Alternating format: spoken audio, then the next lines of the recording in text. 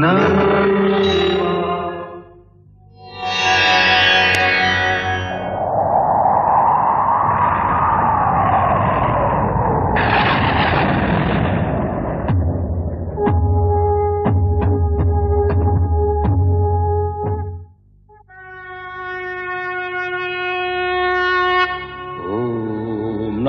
शिवाय।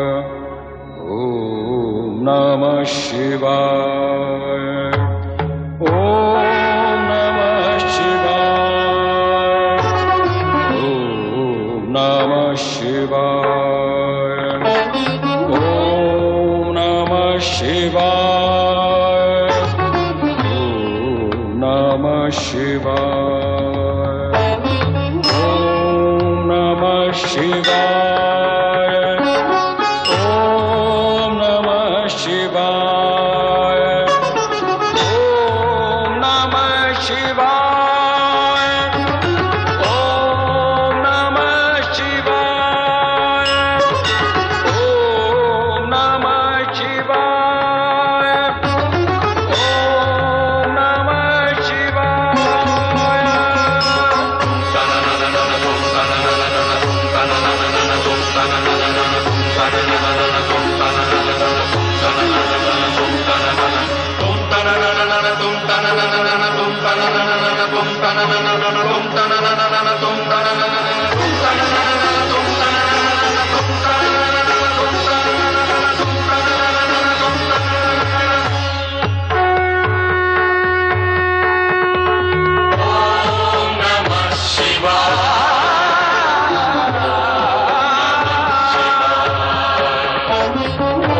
ओम नमः शिवाय।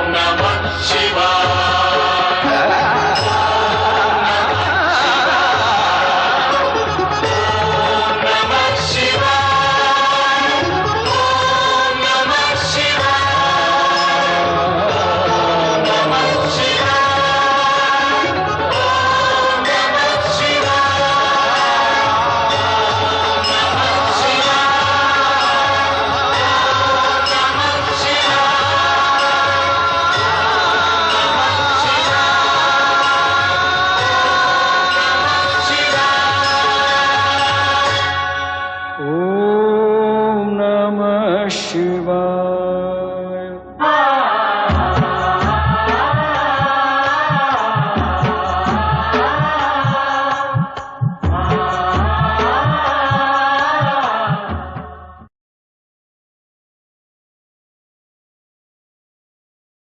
कैलाश पर देवाधिदेव भगवान शंकर के समक्ष देवर्षि नारद ने माता सती से चंद्र का रोहिणी के प्रति आकर्षण व अन्य पत्नियों के प्रति विकर्षण का उल्लेख किया।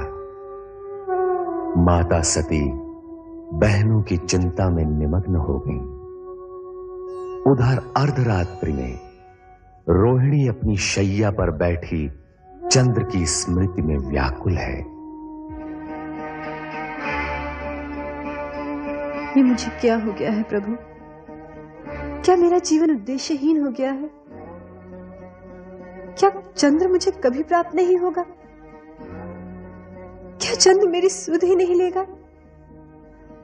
मुझे स्वयं नहीं ज्ञात कि मैं कैसी विपदा में आन पड़ी हूं। हे परमेश्वर, मेरा जीवन क्या निरर्थक है? नहीं नहीं, मेरा जीवन निरर्थक नहीं हो सकता। मैं इस जीवन को ऐसे ही व्यतीत नहीं करूंगी। मुझे अपने जीवन के बारे में सोचना होगा, सोचना होगा मुझे।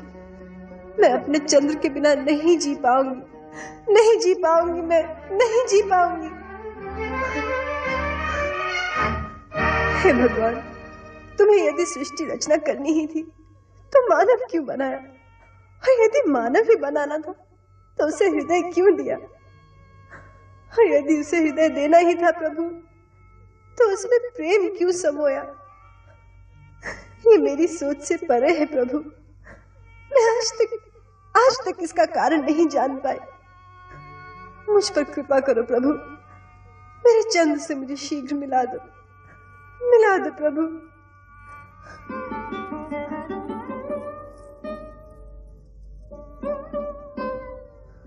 रोहिणी, जिस पति को प्राप्त करने के लिए हमने इतनी पूजा और अर्चना की, उसी ने जब हमें ठुकरा दिया तो हमारा हृदय विदीर्ण हो गया। ये भी सत्य है कि तीर खाए हुए पंछी की तरह छटपटाते हुए जब हमने पिता के समक्ष कहा कि चंद्र रोहिणी के कारण हमें उपेक्षित कर रहा है, तो हमें ठीक नहीं लगा। हम तो विरह में विचलित थे ही, तेरा सुख भी पिता के क्रोध ने छीन लिया। जो कुछ भी हुआ अश्विनी बहन, ठीक ही हुआ। यदि हम सब बहनें बचपन से सुख में भागीदार रही हैं, तो दुख में भी हमारा समान भाग होना चाहिए। मैं सत्य कहती हूं बहनों, स्वामी के पास होते हुए भी मैं हर क्षण यही सोचा करती थी कि तुम लोगों के साथ घोर अन्याय हो रहा है। अश्विनी, हम बहनें तो हैं, किंतु उससे पहले हम नारी हैं, और यदि नारी ही नारी की पीड़ा नहीं समझेगी तो फिर कौन समझेगा। हो सके तो मुझ पर विश्वास करो और मुझे स्वयं से अलग मत समझो।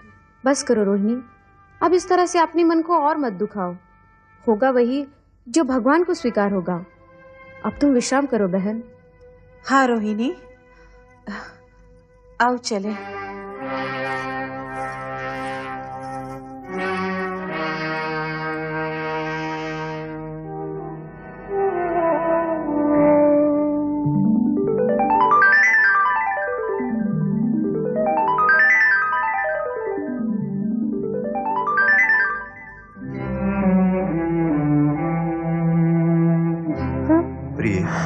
स्वामी आप? चलो मेरे साथ चंद्रमहल चलो।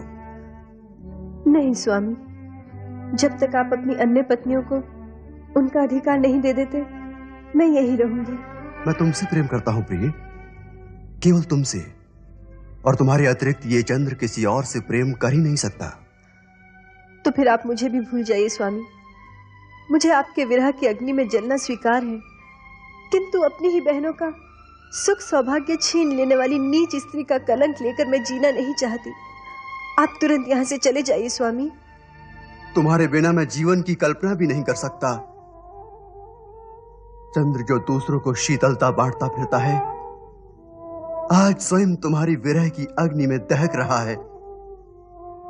मैं तुम्हें यहां से लेकर ही जाऊंगा रोहिणी। नहीं स्वामी, नहीं नहीं नाथ, नहीं, ऐसा मत कीजिएगा, अनिष्ट हो जाएगा।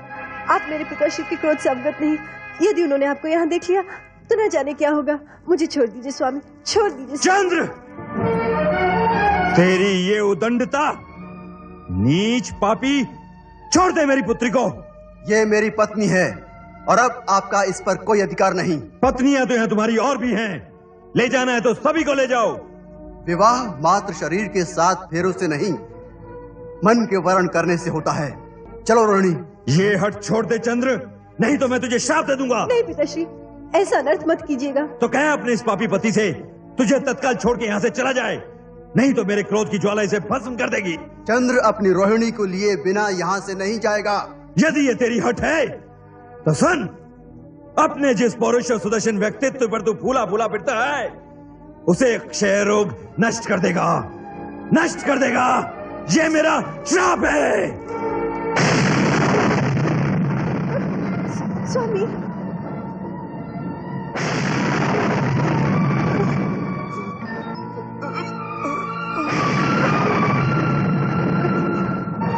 स्वामी,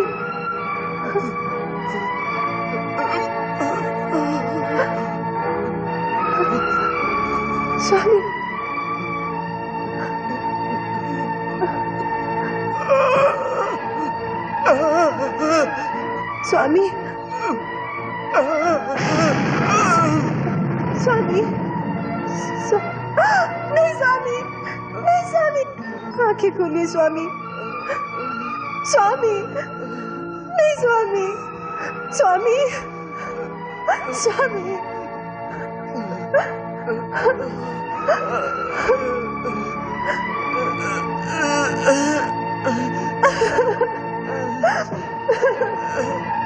स्वामी,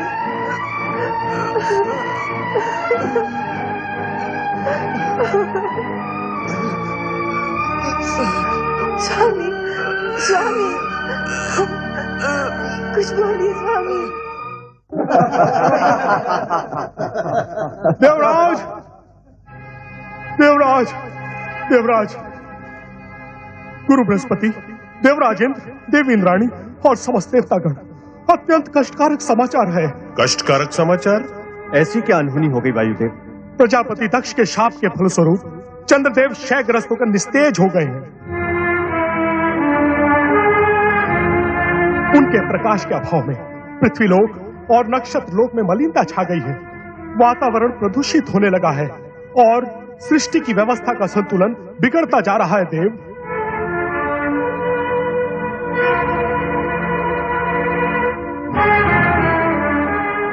ये तो निसंदेह दुखद समाचार है वायुदेव। यदि शीघ्र इस समस्या के निराकरण हेतु कोई उपाय न किया गया तो चंद्रदेव सदा सदा के लिए निस्तेज हो जाएंगे। पुत्र चंद्र,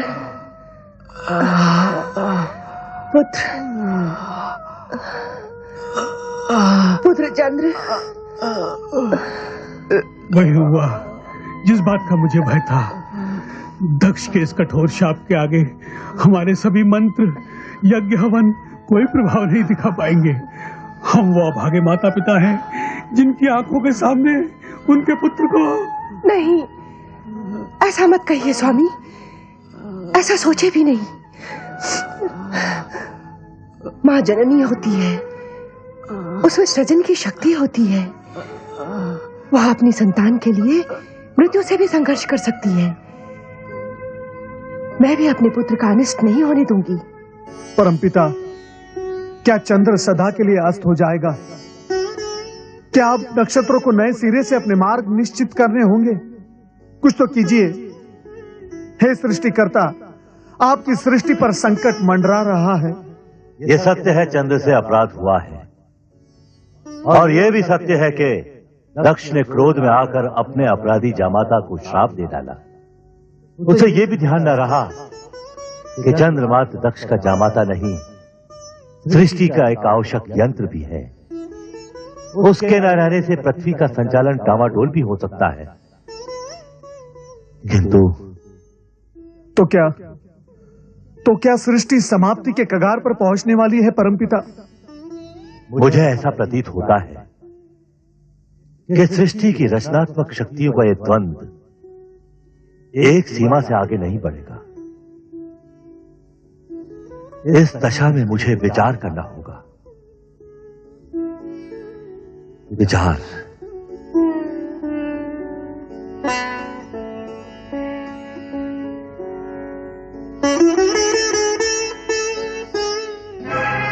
देव ऋषि, वहां सृष्टि पर विपत्ति के बादल मंडरा रहे हैं और ब्रह्मा जी ध्यान में डूबे हुए हैं। इस समय इनके ध्यान में मात्र सृष्टि की चिंता है देवराज, अन्य कुछ नहीं। परंतु इसमें इतना सोच विचार करने की क्या आवश्यकता है? ब्रह्मा जी को करना होगा कि चंद्र को शाप से मुक्त करने के लिए अपने मानस पुत्र दक्ष को बाध्य करें, अन्यथा सृष्टि में प्रलय हो जाएगी। देव ऋषि, प्रलय हो जाएगी। ऐसा नहीं हो सकता देवराज इंद्र, हमें धैर्य से काम लेना होगा। यह हमारी परीक्षा की घड़ी है। भगवान शिवशंकर की कृपा से चंद्र की रक्षा का मार्ग अवश्य मिल जाएगा।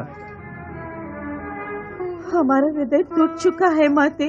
कैसे पिता है हमारे, एक हाथ से हमारा कन्यादान करके हमें सौभाग्यवती होने का आशीर्वाद दिया और दूसरे हाथ से छीन भी लिया।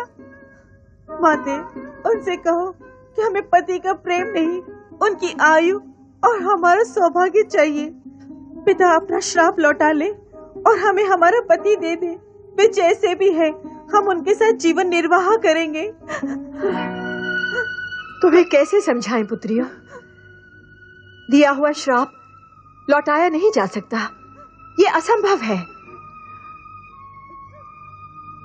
हाँ, अब एक आसरा है, भगवान शिव शंकर। वो भक्त वत्सल हैं, भोलेनाथ हैं। यदि उन्हें तुम बहनों पर दया आ गई तो चंद्र को नया जीवन और तुम सबको तुम्हारा सौभाग्य सिंदूर भी मिल सकता है। तुम धैर्य मत छोड़ो अश्विनी, तुम सबकी मनोकामना अवश्य पूरी होगी।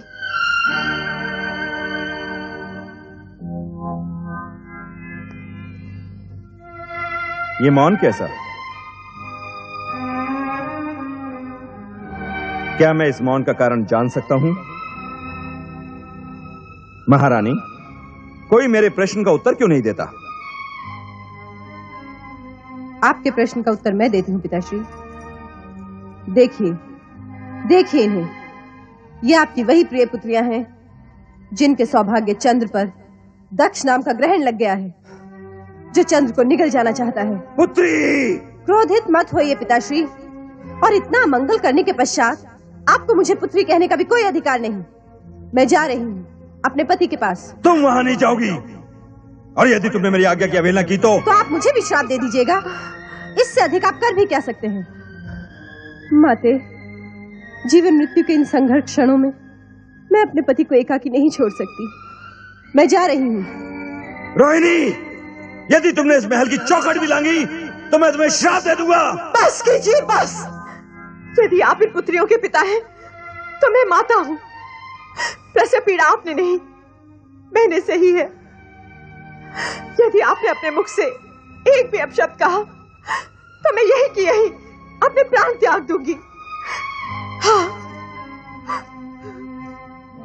दक्ष महल, इंद्रलोक, ब्रह्मलोक, हर स्थान पर चंद्रदेव की गंभीर स्थिति पर चिंता का वातावरण बन गया। देवर्षि नारद, गुरु बृहस्पति सहित सभी देवगण चंद्र की निरंतर क्षीण होती स्थिति से तनावग्रस्त हो उठे। चंद्रदेव की माता ने पुत्र को इस संकट से उबारने के लिए कैलाश जाने का निश्चय किया। आप कहाँ हैं प्रभु?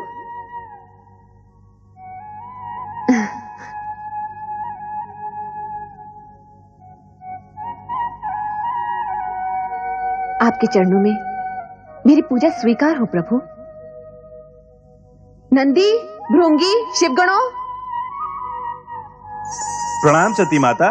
सती माता की जय। महादेव यहाँ नहीं है। नंदी, वे कहाँ गए? मैं भी स्वयं चकित हूँ माता। जब भोलेनाथ के दर्शन के लिए मैं आया था तो भोलेनाथ यहाँ पर समाधि में लीन थे। अब पता नहीं कहाँ अदृश्य हो चुके हैं। प्रणाम महादेवी सती। संभवतः आप मुझे जानती नहीं, जानेंगी भी कैसे? आप मुझे प्रथम बार देख रही हैं। आप कौन हैं देवी? हम सब ये जानने के लिए उत्सुक हैं। मैं अत्रि ऋषि की धर्मपत्नी चंद्रदेव की माता अनुसूया हूँ महादेवी सती। महादेव जी और आपके चरणों में प्रणाम करने आई हूँ। आप चंद्रदेव की माता अर्थात मेरी बहनों की सास माता हैं। आपका स्वागत है। आप तो हमारे लिए परम पूज्य हैं। कहाँ है देवाधिदेव महादेव? हम स्वयं आश्चर्यचकित हैं कि वे अचानक कहाँ अदृश्य हो गए। ऐसा लगता है दुर्भाग्य की छाया शीघ्र ही मेरा पीछा नहीं छोड़ेगी। कितनी आशा लेकर आई थी मैं महादेव के दर्शनों के लिए। प्रत्यक्ष अथवा परोक्ष रूप में प्रभु सदाशिव जगत के कण कण में विराजमान है और भक्तों का संकट निवारण करने के लिए तो वे सदा तत्पर रहते हैं। आपके मन में जो है वो कहिए माता, सदाशिव आपकी प्रार्थना अवश्य सुनेंगे। पता नहीं वह कैसी अशुभ घड़ी थी जब दक्ष प्रजापति अपनी पुत्रियों का संबंध हमारे पुत्र चंद्र से करने आए थे। आप कैसी बातें कर रही हैं माता? चंद्र से मेरी बहनों का संबंध तो अटल था। चंद्र से रोहिणी आदि नक्षत्र कन्याओं का विवाह विधि के विधान के अनुसार ही हुआ है और इसे कोई मिथ्या नहीं कर सकता। परंतु विवाह के पश्चात जो भी कुछ हुआ वो निरर्थक कार्य है। सारा संसार जानता है कि मेरा पुत्र चंद्र स्वभाव से चंचल और भावुक है।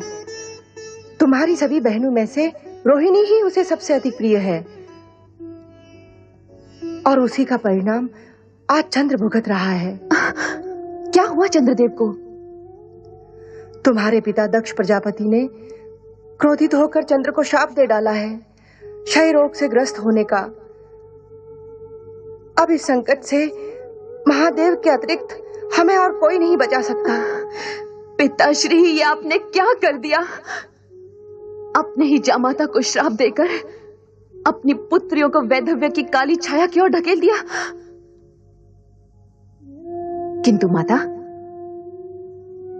मैं आपको विश्वास दिलाती हूं कि मेरे पिताश्री का श्राप चंद्रदेव को नष्ट नहीं कर सकता। आपको विश्वास है? कैसे? विधाता के विधान के अनुसार सूर्य, चंद्र, ग्रह, नक्षत्र अमर है। प्रलय काल तक इन्हें कोई नहीं मिटा सकता। हाँ, श्राप से इन्हें कष्ट अवश्य हो सकता है। मैं चंद्र के कष्ट निवारण के लिए ही महादेव जी की शरण में आई हूँ। मुझे कष्ट निवारण का कोई उपाय बताइए महादेवी जी। चराचर पति शिव जी की अखंड आराधना से असंभव भी संभव हो जाता है। मैंने भी आराधना द्वारा ही कैलाश में शिव चरणों में स्थान पाया है।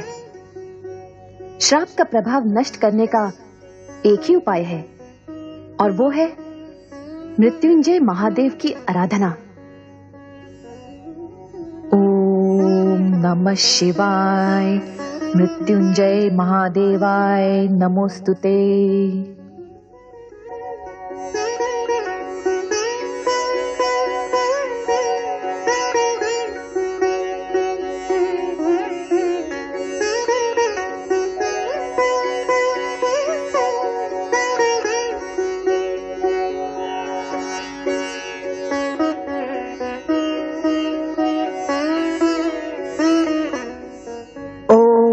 नमः शिवाय, मृत्युंजय महादेवाय नमोस्तुते।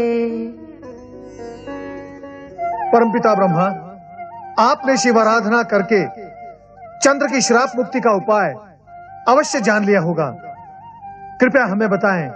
चंद्र की श्राप मुक्ति का एक ही उपाय है, मृत्युंजय महामंत्र से शिव की आराधना। वो मंत्र है ओम नमः शिवाय, मृत्युंजय महादेवाय नमोस्तुते। मृत्युंजय महामंत्र? हाँ, मृत्युंजय महामंत्र से शिव की अटूट कृपा प्राप्त होती है और मृत्यु का भय दूर हो जाता है। परमपिता, हम सब मिलकर इस मृत्युंजय महामंत्र से शिव की आराधना करेंगे और चंद्र के कष्ट का अंत अवश्य करेंगे परमपिता। परंतु देवराज, मृत्युंजय महामंत्र की अमर ध्वनि का प्रभाव चंद्र पर पड़े, इसके लिए उन्हें स्वयं आर्यावर्त के पश्चिमी समुद्र तट जाकर ब्रह्मा क्षेत्र में शिव आराधना करनी होगी। मंत्र ध्वनि के प्रभाव से चंद्र पर पड़े श्राप का प्रभाव धीमे धीमे समाप्त होने लगेगा और शिव की कृपा प्राप्त होगी। समुद्री वातावरण के प्रभाव से चंद्र शीघ्र ही स्वास्थ्य लाभ कर सकेंगे। नारायण नारायण।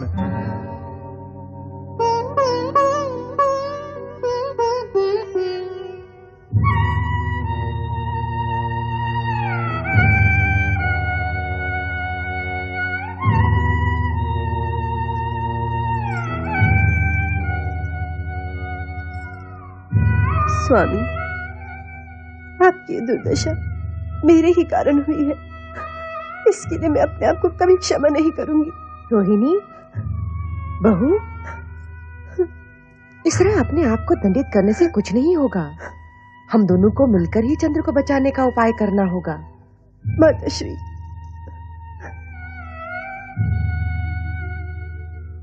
तुम समझती हो मेरे चंद्र की इस दुर्दशा का कारण तुम हो, परंतु यह सत्य नहीं है। तुमने तो सदा ही मेरे चंद्र के हृदय को प्रफुल्लित किया है, उसे सुख दिया है। तुम उसके दुख का कारण कैसे बन सकती हो?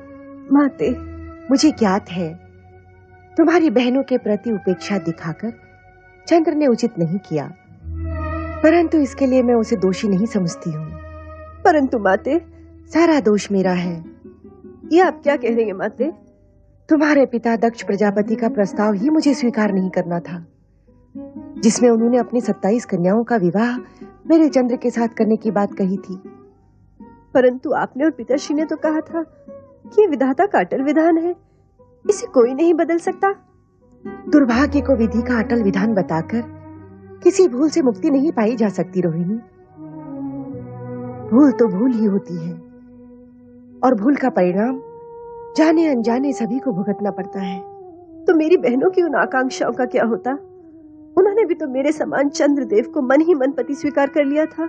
मन ही मन पति रूप में स्वीकार करने का अर्थ किसी को विवाह के लिए विवश करना नहीं होता है रोहिणी। तुम्हारे पिता दक्ष का कर्तव्य था कि वे इस विवशता को रोक देते, परंतु इस प्रस्ताव को चंद्रदेव ने भी तो चुपचाप स्वीकार कर लिया था। चंद्र के मन की बात का पता लगाना हम माता पिता का कर्तव्य था, जो हमने नहीं किया, और इसी का दंड हम भुगत भी रहे हैं। परंतु पिछली भूलों की बातें करने से कोई लाभ नहीं होगा। जैसे भी हो, हमें चंद्र को इस संकट से उभारना ही होगा। सब कहते हैं कि श्राप को विफल नहीं किया जा सकता, उसका प्रभाव होकर ही रहता है। समझ में नहीं आता अब हम क्या करें।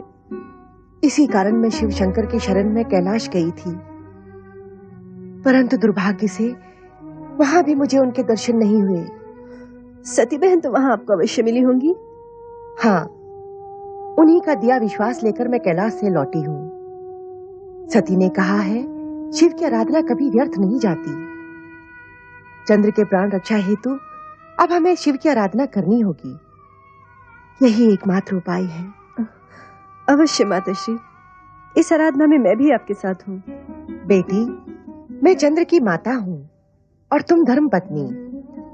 हम दोनों के हृदय से जो पुकार निकलेगी उसका प्रभाव होकर रहेगा। भगवान शिव की कृपा हमें अवश्य प्राप्त होगी। चंद्र के श्राप का अवश्य अंत होगा। नारायण नारायण। देवी रोहिणी, निश्चिंत हो जाओ। भगवान भोलेनाथ की कृपा से संकट अवश्य टल जाएगा। सत्य कह रहे हैं देवऋषि। नारायण नारायण। हरि भक्त कभी झूठ नहीं बोलता। परम पिता ब्रह्मा जी ने शिव जी का ध्यान इस संकट की ओर आकर्षित करने का एक उपाय बताया है। कौन सा उपाय देवऋषि? रोहिणी, आर्यवर्त के पश्चिम भाग में प्रमास क्षेत्र है। उसके समुद्र तट पर शिवलिंग स्थापित करके भगवान शिवशंकर का मृत्युंजय जाप निरंतर करने से तुम्हारे पति मृत्यु के मुख में जाते हुए भी लौट आएंगे। परंतु ये मृत्युंजय मंत्र है क्या देवऋषि? ओम नमः शिवाय मृत्युंजय महादेवाय नमोस्तुते। यदि इस मंत्र का स्वयं चंद्रदेव जाप करेंगे तो साक्षात भगवान शिवशंकर प्रकट होकर दक्ष द्वारा दिए गए श्राप का निवारण करेंगे। परंतु इनकी तो ये दशा है, ये मंत्र का जाप करेंगे कैसे? व्यर्थ की चिंता न करो देवी। सर्वप्रथम इस मंत्र का जाप आरंभ करो। शिव जी की कृपा से मंगल ही मंगल होगा। नारायण नारायण।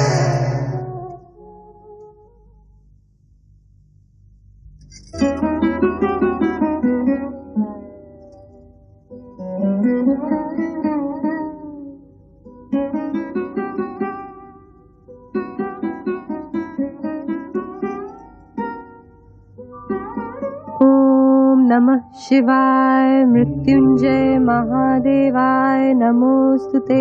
ओम नमः शिवाय मृत्युंजय महादेवाय नमोस्तुते। ओम नमः शिवाय मृत्युंजय महादेवाय नमोस्तुते। ओम नमः शिवाय मृत्युंजय महादेवाय नमोस्तुते। ओम नमः शिवाय मृत्युंजय महादेवाय नमोस्तुते। ओम नमः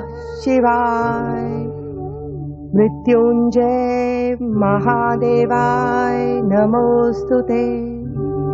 ओम नमः शिवाय मृत्युंजय महादेवाय नमोस्तुते। ओम नमः शिवाय मृत्युंजय महादेवाय नमोस्तुते। ओम नमः शिवाय मृत्युंजय महादेवाय नमोस्तुते। ओम नमः शिवाय मृत्युंजय महादेवाय नमोस्तुते। ओम नमः शिवाय मृत्युंजय महादेवाय नमोस्तुते। ओम नमः शिवाय मृत्युंजय महादेवाय नमोस्तुते। ओम नमः शिवाय मृत्युंजय महादेवाय नमोस्तुते। ओम नमः शिवाय मृत्युंजय महादेवाय नमोस्तुते। ओम नमः शिवाय मृत्युंजय महादेवाय नमोस्तुते।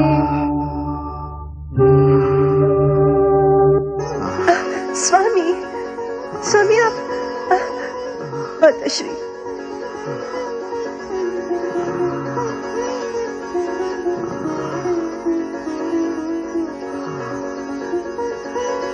स्वामी रोहिणी माते स्वामी चिरंजीव रहो पुत्र। माताश्री देव ऋषि के कहे अनुसार मैं इन्हें शीघ्र ही ब्रह्मास्त्र क्षेत्र ले जाऊंगी। मुझे आशीर्वाद दीजिए माताश्री कि मेरा सौभाग्य अक्षुण्ण रहे। मेरा आशीर्वाद सदा तुम्हारे साथ है पुत्री। अखंड सौभाग्यवती भव।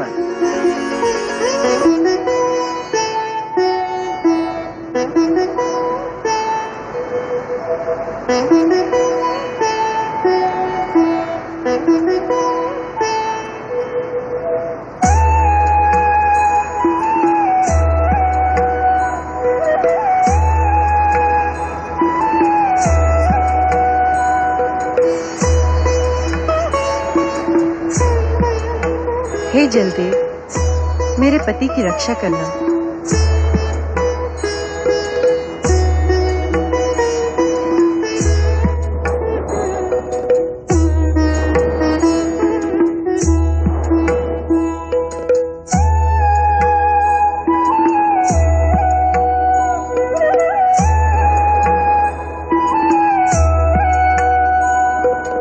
ओम नमः शिवाय मृत्युंजय महादेवाय नमोस्तुते। ओम नमः शिवाय मृत्युंजय महादेवाय नमोस्तुते। ओम नमः शिवाय मृत्युंजय महादेवाय नमोस्तुते। ओम नमः शिवाय मृत्युंजय महादेवाय नमोस्तुते। ओम नमः शिवाय मृत्युंजय महादेवाय नमोस्तुते।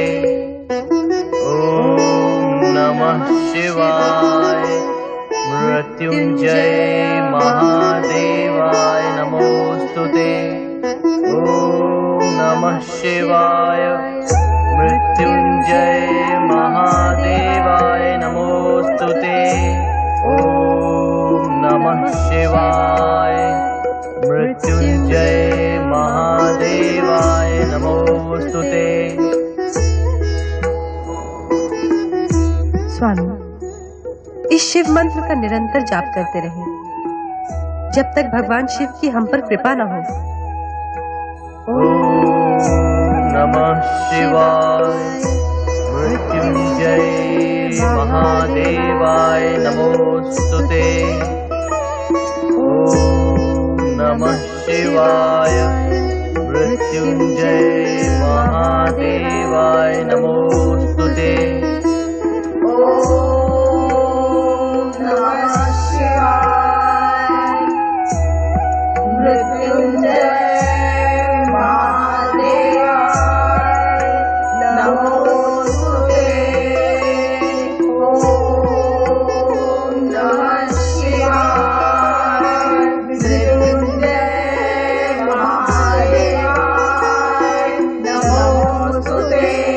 ओम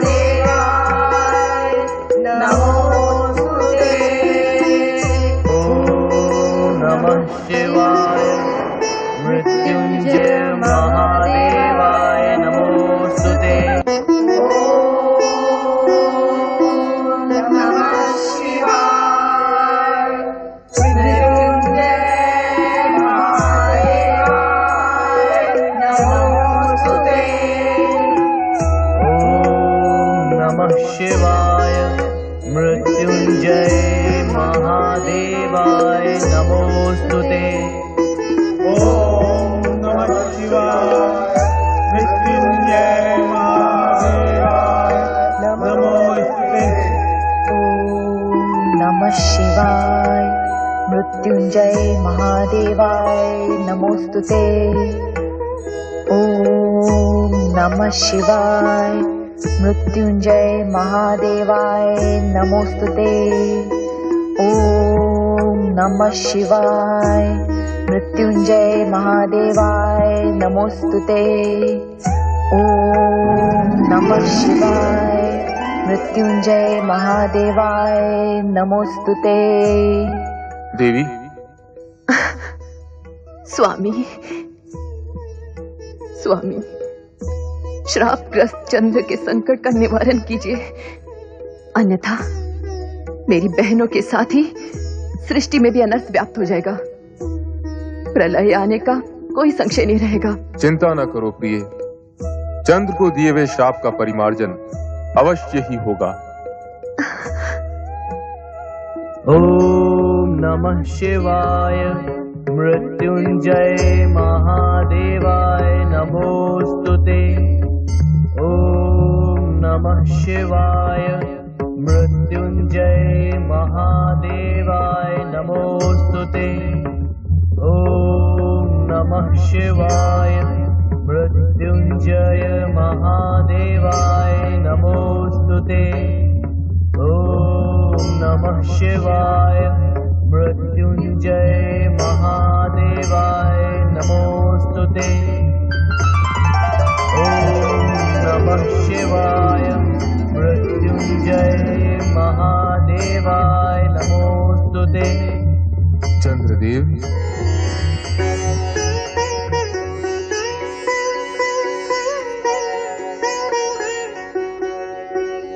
ओम नमः शिवाय। मृत्युंजय महादेवाय नमोस्तुते। मृत्युंजय मंत्र के निरंतर जप से तुमने हमें प्रसन्न किया, साथ ही मृत्यु को भी जीत लिया। अब तुम्हें किसी प्रकार का कोई भय नहीं।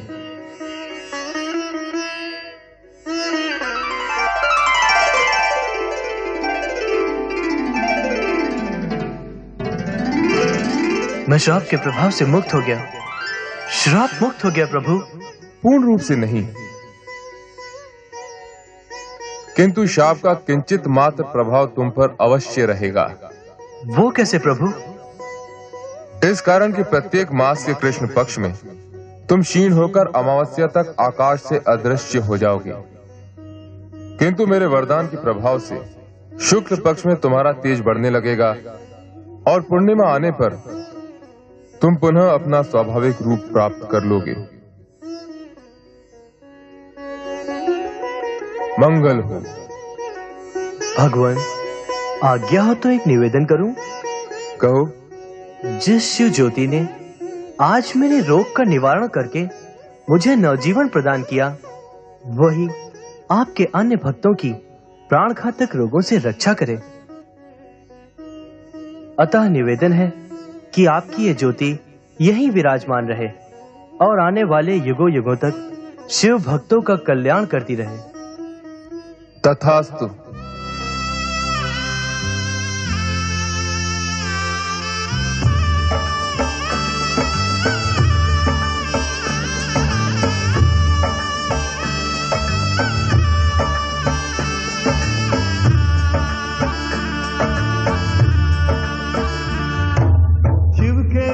जनों ने पुकारा जब संकट पड़ने पर, शिव के भक्त जनों ने पुकारा जब संकट पड़ने पर, तब तब ज्योतिर्लिंग में पधारे अजर अमर शिव शंकर। अजर अमर शिव शंकर, अजर अमर शिव शंकर, अजर अमर शिव शंकर, अजर अमर शिव शंकर, अजर अमर शिव शंकर, अजर अमर शिव शंकर, अजर अमर शिव शंकर, अजर अमर शिव शंकर।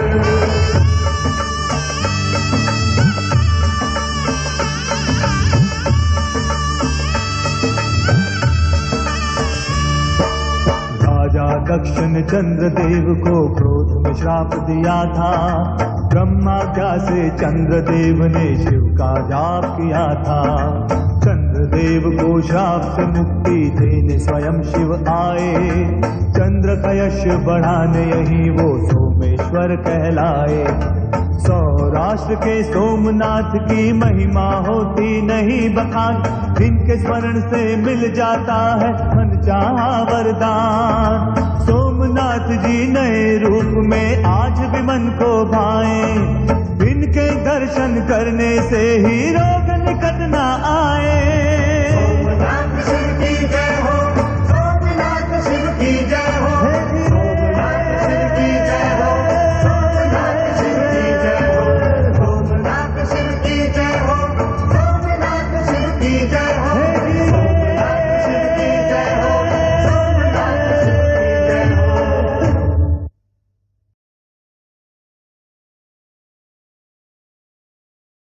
विश्वव्यापक सत्य तो यही है कि सर्वेश्वर भोलेनाथ पर श्रद्धा रखने वाले प्राणी जब अपने आप को उनके चरणों में समर्पित कर देते हैं तो विलक्षण पुरुष सिद्ध होते हैं। श्रेष्ठ पुरुष सदा भौतिक सुख का त्याग कर भगवान शिव का अनुग्रह प्राप्त करना ही जीवन की सार्थकता समझते हैं। ऐसे ही समर्पित श्रद्धालु थे सूर्यवंशी महाराजा मानधाता।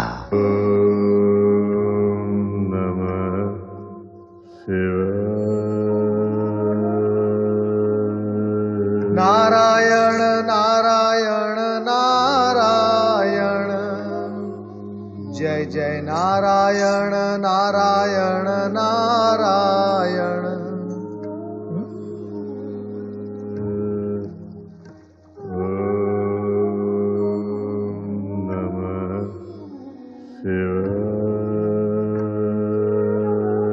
नारायण नारायण।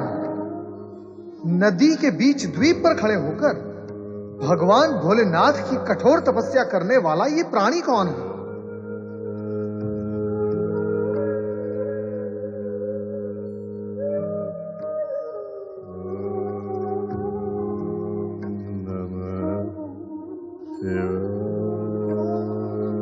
मैं नारायण का जाप कर रहा हूं और ये प्राणी ओम नमः शिवाय रट रहा है। शब्दों में अंतर है परंतु दोनों का अर्थ एक ही केंद्र पर जाके रुकता है। और फिर नारद, जगत तो तुम्हें ज्ञानी समझता है, अंतर तो मूर्ख देखते हैं, ज्ञानी सदा समानता देखते हैं। चलो नारद, ओम नमः शिवाय बोलो। ओम नमः शिवाय।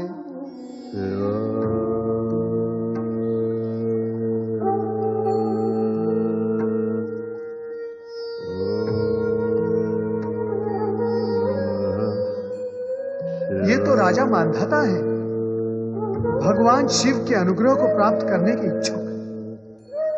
कैसी अद्भुत लीला है भगवान भोलेनाथ की। जगत के अधिकांश मनुष्य प्रभु कृपा को भूलकर जगत के सुखों को प्राप्त करने के लिए लालायित हैं, किंतु राजा मानधाता जैसे कुछ ही ऐसे मनुष्य हैं जो भौतिक सुखों को त्याग कर केवल प्रभु कृपा को प्राप्त करने में ही जीवन को सार्थक समझते हैं। धन्य हो राजा मानधाता, तुम धन्य हो। केवल तुम्ही ने जीवन के मूल सत्य को जाना और समझा भी। तुम धन्य हो।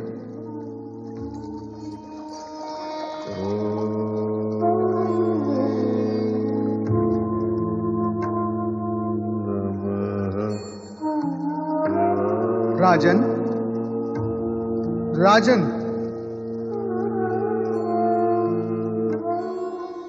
तुमने तो संपूर्ण वातावरण शिवमय बना दिया है। तुम्हारा अणु अणु शिवमय हो गया है। कदाचित इसी कारण मेरा स्वर तुम तक नहीं पहुंच पा रहा है। राजन, राजन,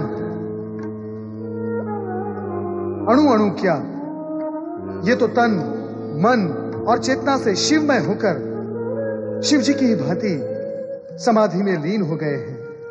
एक और शिव महिमा से प्रभावित राजा मानधाता निष्ठापूर्वक तन मन से मन में दर्शनों की अभिलाषा लिए हुए पूर्ण रूप से शिव भक्ति में लीन है।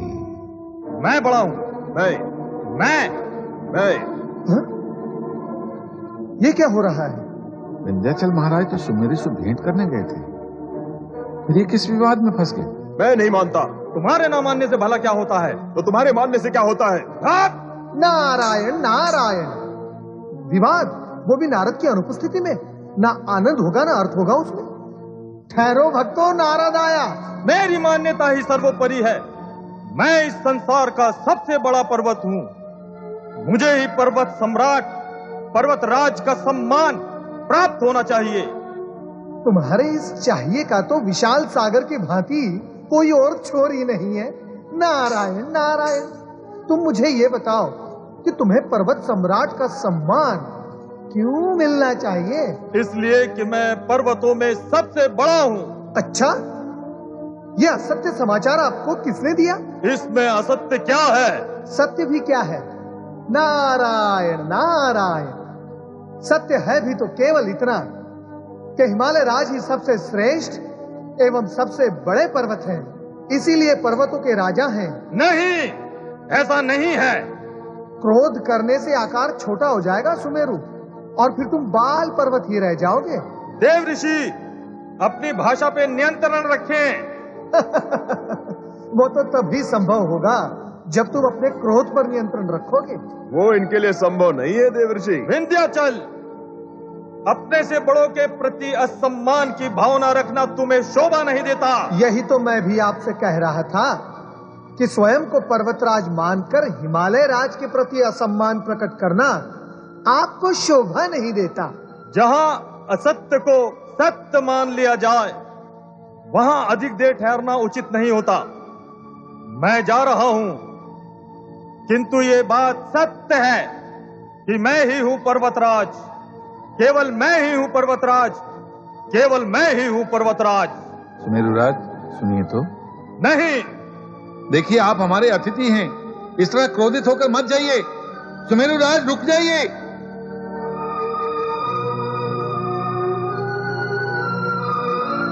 ये अच्छा नहीं हुआ। हिमालय राज, क्या अच्छा नहीं हुआ? इनका क्रोधित होना या इनका चले जाना? दोनों ही देव ऋषि। नारायण नारायण। हिमालय राज, चिंता त्याग कर अतिथियों का स्वागत करें। जैसी आज्ञा देव ऋषि। नारायण नारायण। कहिए विंध्यराज, क्या कहते हैं आप? किस विषय में देव ऋषि? इस समय तो विषय एक ही है, सुमेरुराज। कहना क्या है, वो हिमालय राज से तो छोटे ही हैं, किंतु मुझसे बड़े हैं। तो आप बड़े हो जाइए ना। बड़ा होना अपने वश और अधिकार में होता है। अवश्य है, अवश्य है। आपने राजा मानधाता का नाम तो सुना होगा। वही जो नर्मदा नदी के बीच द्वीप में शिव आराधना में लीन है। वे ही। यदि आप भी उनकी भांति भगवान शिव की आराधना करेंगे तो सुमेरु राज से बड़े हो सकते हैं आप। सत्य? नारद के मुख से असत्य वचन कभी निकले हैं? नारायण नारायण। देव ऋषि, आपने बड़ा उपकार किया ये बताकर कि शिव आराधना से ही मैं सुमेरु से बड़ा हो सकता हूँ। मैं अवश्य शिव आराधना करूंगा। इसी में आपका कल्याण है विंध्याचल। ओम नमः शिवाय, ओम नमः शिवाय, ओम नमः शिवाय, ओम नमः शिवाय, ओम नमः शिवाय, ओम नमः शिवाय, ओम नमः शिवाय, ओम नमः शिवाय, ओम नमः शिवाय, ओम नमः शिवाय, ओम नमः शिवाय। नारायण नारायण नारायण, श्रीमन्नारायण नारायण नारायण।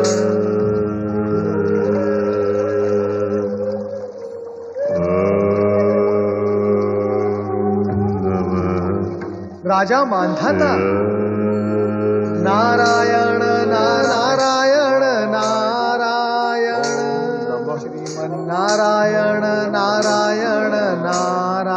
नारायण विंध्याचल शिवाय। ओम नमः। कितना आकर्षण है शिव जी के पंचाक्षरी महामंत्र में। राजा मानधाता तो तपस्या में लीन थे ही, और अब विंध्याचल भी उसी मार्ग पर चल पड़े।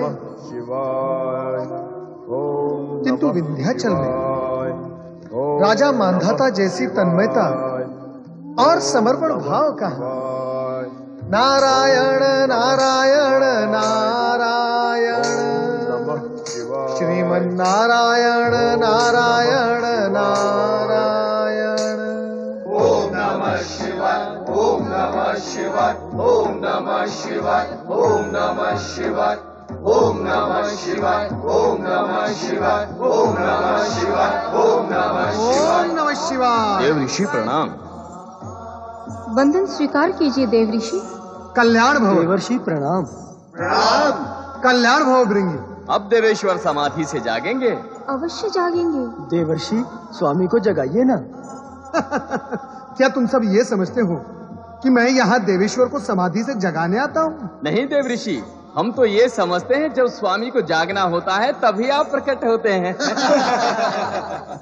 ओम नमः शिवाय। ओम नमः शिवाय। ओम नमः शिवाय। ओम नमः शिवाय। ओम नमः शिवाय। ओम नमः शिवाय। ओम नमः शिवाय। ओम नमः शिवाय। ओम नमः शिवाय। ओम नमः शिवाय। ओम नमः शिवाय। ओम नमः शिवाय। आओ नारद, कहो कहाँ कहाँ भ्रमण कराए? कैसा भ्रमण महादेव जी, मैं तो तीनों लोक में भटकता रहता हूँ। भटकना क्यों कहते हो? तीनों लोकों का आनंद लेते हो, सभी लोकों में व्याप्त लीलाओं का रस लेते हो। किसी देवी अथवा देवता को भी इतनी सुविधा प्राप्त नहीं है जितनी तुम्हें है। भोलेनाथ, आप मेरी दुविधा को सुविधा कहते हैं? मैं जिस लोक में जाता हूँ वहां के प्राणी मुझे संदेह की दृष्टि से देखते हैं, लगाई बुझाई करने वाला समझते हैं मुझे। यह है मेरी सुविधा। इससे तुम्हें क्या अंतर पड़ता नारद? तुम वही करते रहे हो और वही करते रहोगे जो तुम उचित समझते हो। अब बताओ कहां से आ रहे हो? मैं तो वहां से आ रहा हूं जहां दो शिव भक्तों ने ओम नमः शिवाय इस मंत्र का अलख जगा रखा है। कहां है वो भक्त? आप तो त्रिकालदर्शी हैं, आपसे क्या छिपा है? सब कुछ ज्ञात होते हुए भी आप। तुम नर्मदा नदी के मध्य और तट पर खड़े उन भक्तों की चर्चा तो नहीं कर रहे नारद? हां देवेश्वर, राजा मानधाता और विंध्याचल पर्वत आपके नाम का निरंतर जाप कर रहे हैं। उनके जाप की गूंज यहां भी सुनाई दे रही है। आश्चर्य है, आपने अब तक अपने भक्तों को दर्शन देकर उनकी कामना पूर्ण नहीं की। समय पर सभी कार्य पूर्ण होते हैं नारद, समय से पूर्व कुछ भी संभव नहीं। नारायण नारायण। ओम नमः शिवाय।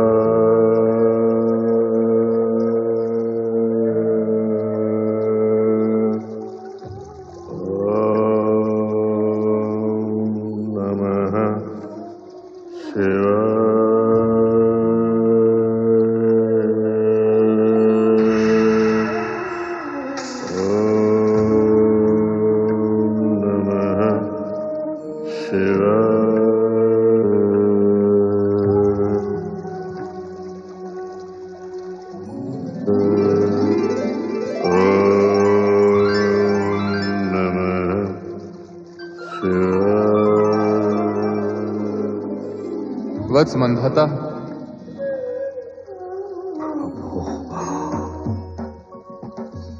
प्रभु प्रभु। उठो वत्स। हे प्रभु, हे देवाधिदेव, आपके दर्शन पाकर मैं कृतकृत्य हुआ भगवान।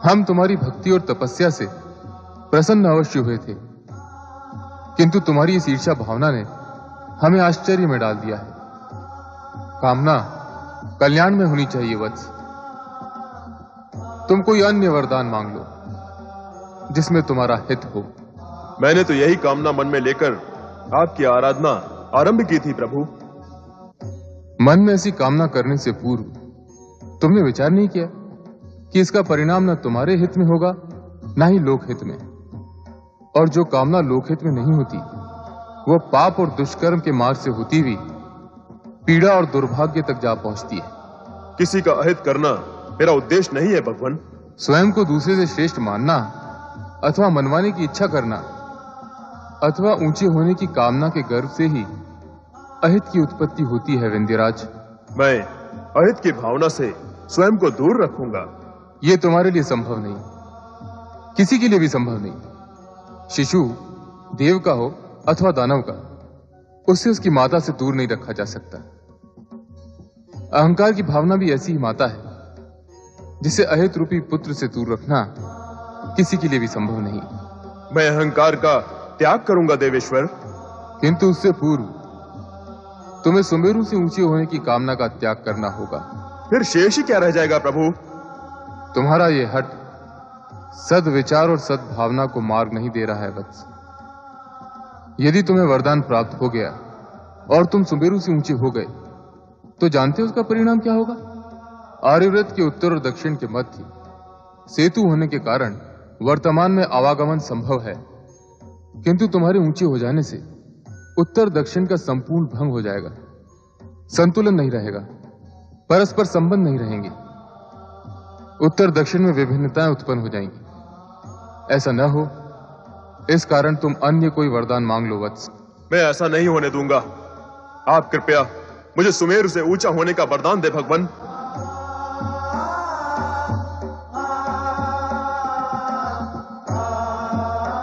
तथास्तु, किंतु विंध्यराज यह भी स्मरण रखना कि इस वरदान के दुष्परिणामों का दायित्व भी तुम्हारा ही होगा।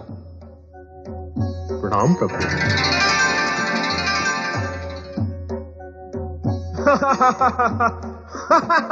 मुझे सबसे ऊंचा होने का वरदान मिल गया, सबसे ऊंचा होने का वरदान मिल गया। भगवान शिव के वरदान ने एक ओर तो विंध्याचल को प्रसन्नता प्रदान की, किंतु दूसरी ओर दूसरों से स्वयं को श्रेष्ठ समझने वाला अहंकार भी उसमें जागृत हो गया, जिसके वशीभूत अनिष्टकारी परिणामों से बेसुध होकर वो भगवान शिव के वरदान स्वरूप धीरे धीरे ऊंचा और ऊंचा होता गया।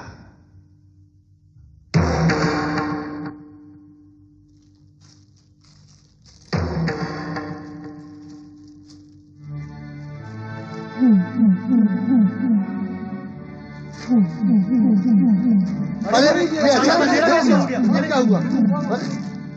ये अंधेरा कैसा अंधेरा?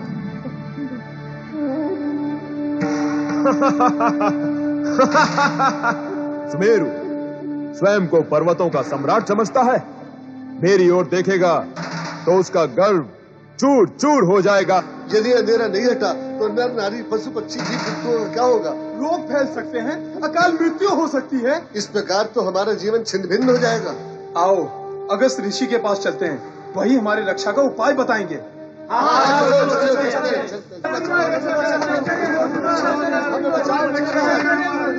मुनिवर, अंधकार का तांडव धरती पर छा गया है, हम सबको बचा लो मुनिवर।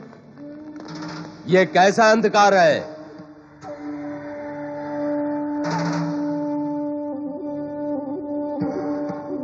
मुनि अगस्त्य, यहां आओ, शीघ्र आओ अगस्त्य मुनि। कौन पुकार रहा है? कहां आना है मुझे? मैं कैलाशपति शंकर तुम्हें कैलाश पर बुला रहा हूं। आओ अगस्त्य मुनि। हे देवाधिदेव भगवान शिव, आपकी आज्ञा का पालन होगा भगवान। मैं शीघ्र ही आपके चरणों में उपस्थित हो रहा हूं प्रभु। आप सब धीरज धरें। भगवान शंकर इस अंधकार को अवश्य ही प्रकाश में परिवर्तित करेंगे। हर हर महादेव, हर हर महादेव, हर हर महादेव। मेरे लिए क्या आज्ञा है भगवान? मुनि अगस्त्य, कैलाश आने हेतु अंधकार से आना पड़ा।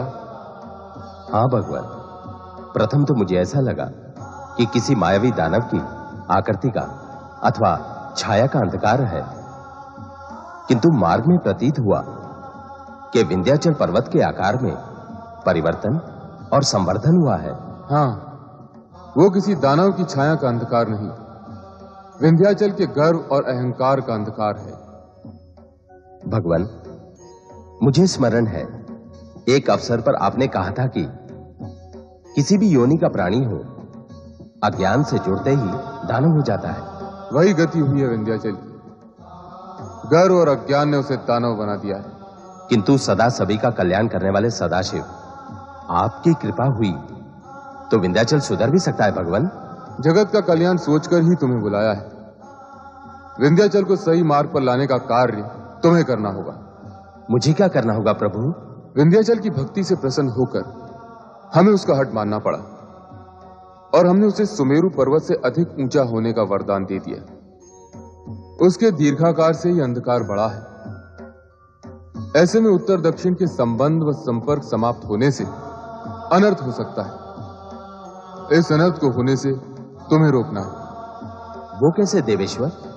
अहंकारी होते हुए भी विंध्याचल गुरु, ज्ञानी और ऋषि मुनियों के प्रति सम्मान की भावना रखता है, और ऐसा प्रतीत होता है कि आपके प्रति तो उसके मन में विशेष आदर भाव है। ये सत्य है देवेश्वर, मेरे प्रति वो अधिक ही विनयशील है। तो अब जगत कल्याण हेतु उसकी विनयशीलता का लाभ उठाइए। आप इच्छा शक्ति के बल पर दक्षिण से उत्तर में आए हैं, किंतु अब पदयात्रा करते हुए विंध्याचल को पार कर पुनः दक्षिण में जाएंगे। उस दीर्घाकाल विंध्याचल को पार करना होगा? केवल विंध्याचल को, दीर्घाकार विंध्याचल को नहीं। जब आप उस पर्वत की तलहटी में जाएंगे तो वो प्रणाम करने हेतु सिर नवाएगा। उस समय उससे कहें कि वो आपके लौटने की प्रतीक्षा करें और इसी तरह सिर नवाए रहे, जिससे आपको आवागमन में सुविधा हो। किंतु भगवान, मेरे पुनः उत्तर में लौटने पर वह भी पुनः खड़ा हो जाएगा, अतः समस्या तो वही रहेगी। आप दक्षिण से उत्तर में लौटेंगे ही क्यों? अर्थात मुझे सदा सदा के लिए दक्षिण में वास करना होगा प्रभु।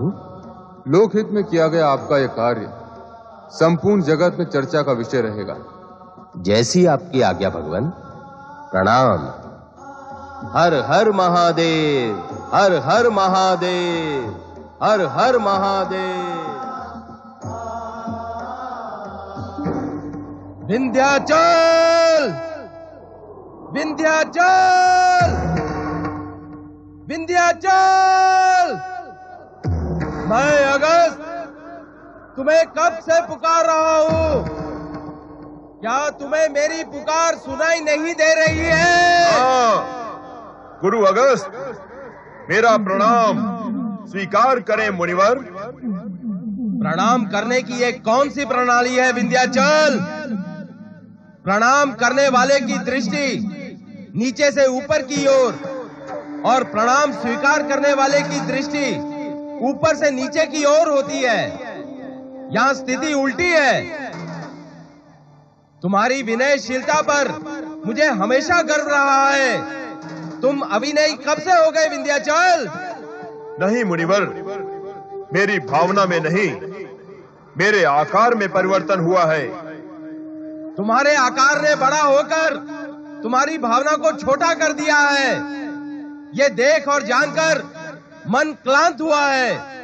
नहीं गुरुदेव, नहीं, मेरे प्रति ऐसा अन्याय न करें गुरुदेव। तुम्हारी शालीनता और सौम्यता कहां गई विंध्याचल? तनिक ठहरिएगा मुनिवर, मुझे अपने दीर्घाकार से आपका आशीर्वाद अधिक प्रिय है।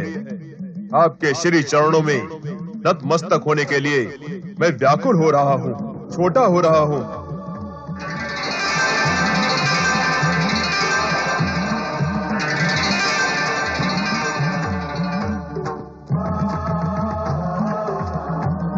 मुनिवर को विंध्याचल का प्रणाम। सुमत और सद्बुद्धि सदैव तुम्हारे साथ रहे। मेरे लौट के आने तक तुम इसी तरह झुके रहना विंध्याचल। ऐसी कठोर आज्ञा क्यों मुनिवर? अपनी कठोर यात्रा को सुगम करने के लिए। तुम्हारी दीर्घाकार पर्वतीय काया को पार कर जाने और आने में मुझे दीर्घकाल तक यात्रा करनी होगी, परंतु तुम्हारे झुके रहने से मैं सुगम पूर्वक आ और जा सकता हूं। मेरे लिए इतना त्याग करोगे ना विंध्याचल? अवश्य मुनिवर, किंतु कृपा करके शीघ्र ही लौटना। निश्चिंत रहो विंध्याचल, तुम्हारे कष्ट की पीड़ा मुझे शीघ्रता प्रदान करेगी। मैं आगे बढ़ता हूं।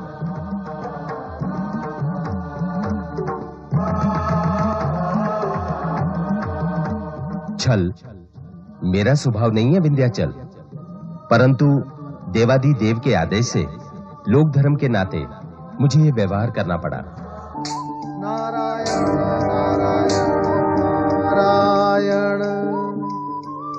जय जय ना।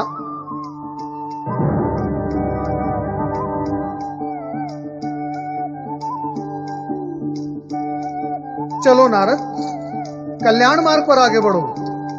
नारायण नारायण नारायण नारायण नारायण, श्रीमन नारायण नारायण नारायण।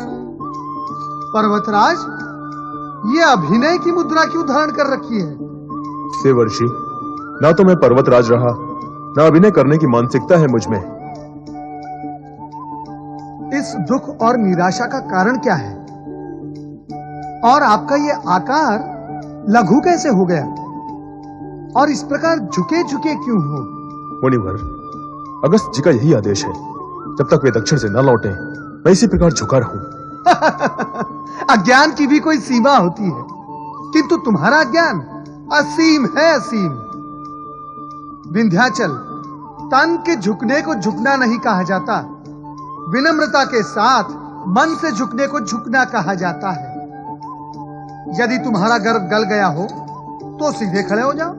किंतु मुनिवर का आदेश, वे क्रोधित हो जाएंगे। उनका आदेश और उद्देश्य दोनों पूर्ण हो चुके हैं, अब वो कभी लौटकर नहीं आएंगे। क्या वे लौटकर नहीं आएंगे? तो सदा के लिए मुझे इसी प्रकार झुका रहना होगा। नारायण नारायण, शब्द को नहीं विंध्यराज, अर्थ को पकड़ो, अर्थ को। मैंने तो आपके शब्दों को सत्य माना था। आपने कहा था भगवान शिव की आराधना करने से मैं सुमेरु से भी ऊंचा हो जाऊंगा। अवश्य कहा था राजन, मैंने अवश्य कहा था, किंतु उतनी ही ऊंचाई उचित होती है जो लोकहित और धर्म में बाधक न हो। मेरे पश्चात शिवजी ने भी तुम्हें अपना संतुलन बनाए रखने के लिए समझाया था, किंतु तुम नहीं माने, अपने हट पर अड़े रहे। ये हट और ऊंचा होने की महत्वाकांक्षा आप ही ने मेरे मन में जागृत की थी देवर्षि। नारायण नारायण, ये तो मेरा स्वभाव है। तीनों लोक में घूमकर मैं यही काम करता रहता हूं। इस जगत में लोभ और आकर्षण के अनेक अनेक साधन हैं। स्वार्थवश, कुटिलतावश अथवा व्यवसायवश जगत के प्राणी लोभ और आकर्षण की रचना तो करते ही रहते हैं। तो क्या हमें भी अपनी अज्ञानतावश उनके वश में हो जाना चाहिए? नारायण नारायण, अपनी सतसत विवेक बुद्धि का उपयोग करना आवश्यक नहीं। राजन, विधाता ने आकर्षण और महत्वाकांक्षा की सृष्टि की है, तो प्राणी को ज्ञान और भविष्य की चेतना भी दी है। आप धन्य हैं देवर्षि, विधाता ने आपको सोच विचार करके ही रचा है। आप मारते भी हैं और उबारते भी हैं। आप भूल रहे हैं राजन, न कोई किसी को मार सकता है न मार सकता है। प्राणी स्वयं ही अपना विधान रचता है। मेरे कहने अथवा महत्वाकांक्षा जागृत करने के उपरांत तुम्हें यह सोचना चाहिए था कि अत्यधिक ऊंचाई प्रकृति के कार्य में बाधक न हो। राजन, शिव भक्ति करके शिव कृपा पाकर अभी भी तुम वही हो जहां थे। अब ताड़ना प्रताड़ना बहुत हुआ देवर्षि, उबरने का मार्ग बताइए ना। विनम्रता से झुककर पुनः शिवाराधना करो, कल्याण होगा। नारायण नारायण नारायण नारायण नारायण। ओम नमः शिवाय, ओम नमः शिवाय। ओम नमः शिवाय। ओम नमः शिवाय।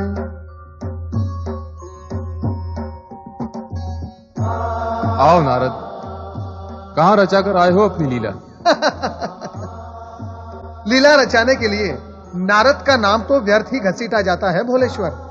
सत्य तो यह है कि लीला रचाते आप हैं, मैं तो उसका मात्र प्रचार करता हूं। नारायण नारायण।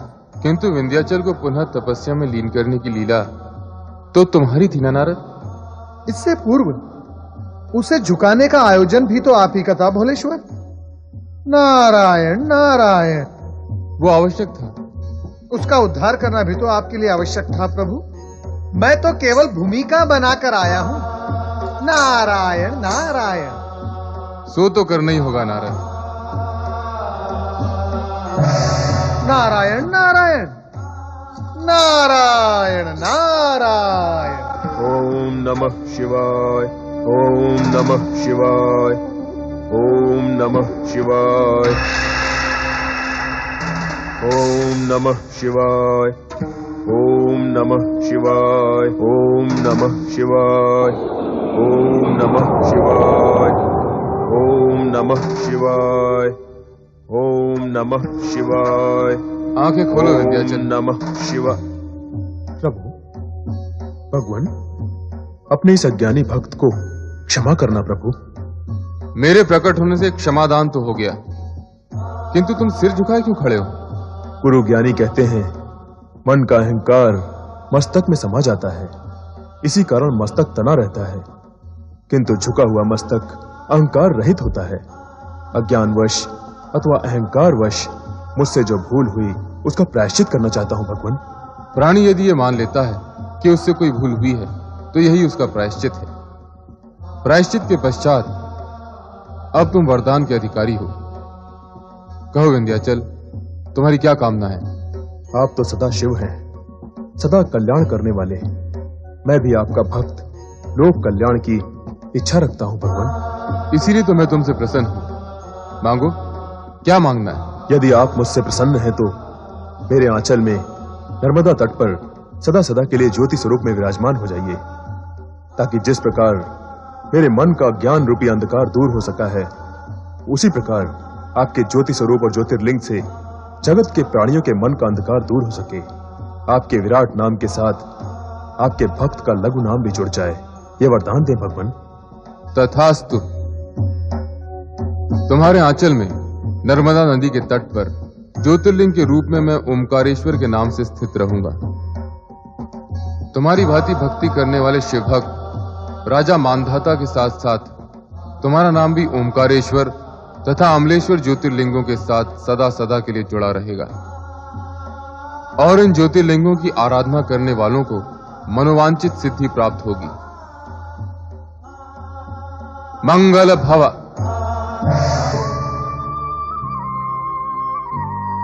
ओम नमः शिवाय।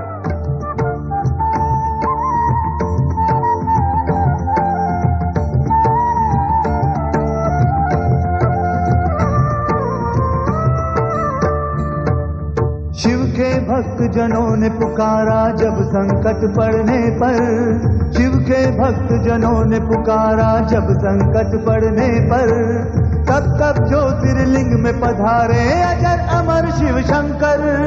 अजर अमर शिव शंकर। अजर अमर शिव शंकर। अजर अमर शिव शंकर। अजर अमर शिव शंकर। अजर अमर शिव शंकर। अजर अमर शिव शंकर। अजर अमर शिव शंकर। अजर अमर शिव शंकर।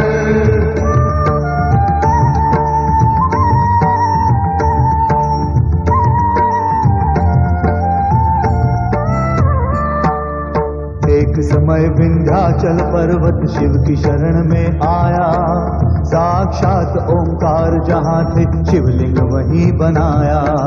करने लगा वो शिव का पूजन तदनंतर दिन रहना, शिव शंकर जब प्रकट हुए तब खोले अपने नैना। एक ओंकार लिंग तभी दो भागों में विभक्त हुआ। शिव ज्योति परमेश्वर संज्ञा ओंकारेश्वर नाम पड़ा।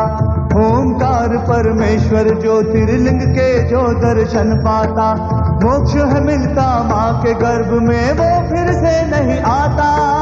ओंकार शिव की जय हो, ओंकार शिव की जय हो, ओंकार शिव की जय हो, ओंकार शिव की जय हो, ओंकार शिव की जय हो, ओंकार शिव की जय हो, ओंकार शिव की जय हो, ओंकार शिव की जय हो।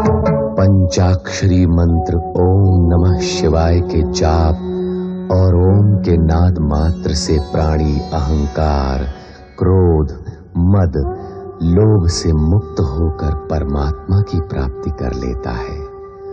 विंध्यराज के तप से प्रसन्न होकर भगवान शिव उनके समीप नर्मदा तट पर सदा के लिए ज्योति रूप में विराजमान हो गए।